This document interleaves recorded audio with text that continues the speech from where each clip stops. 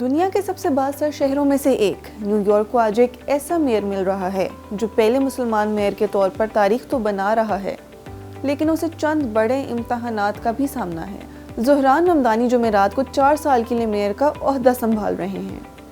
نئے سال کی آمد پر آدھی رات کو نیو یارک کی اٹارنی جنرل لیٹیشیا جیمز، جو صدر ٹرمپ کی سیاسی مخالف رہی ہیں، ممدانی سے حلف لیں گی۔ زہران ممدانی کے لیے بڑے چیلنجز کیا ہو سکتے ہیں، آئیے ایک نظر ڈالتے ہیں۔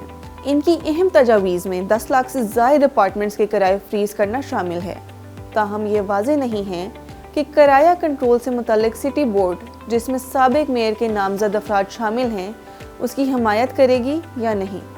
ان کے دیگر وعدوں میں 2 لاکھ سستے مکانات کی تعمیر، سب کے لیے چائلڈ کیئر، سرکاری سپر مارکیٹس اور مفت بس سروس شامل ہے، تاہم انہوں نے ابھی ان منصوبوں کی تفصیلات شیئر نہیں کی۔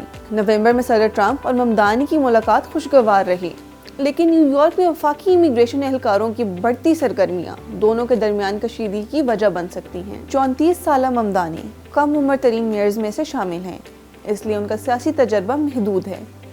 وہ اس سے قبل صرف ایک بار اسٹیٹ اسمبلی کے رکن رہے ہیں۔ تجربے کی اس کمی کو پورا کرنے کے لیے وہ سابق میئرز اور صدر جو بائیڈن کی انتظامیہ سے وابستہ افراد کو اپنی ٹیم میں شامل کر رہے ہیں۔ فلسطینی حقوق کے حامی ہونے کے باعث انہیں شہر کی یہودی برادری کو اپنے متوازن سوچ کا یقین بھی دلانا ہوگا۔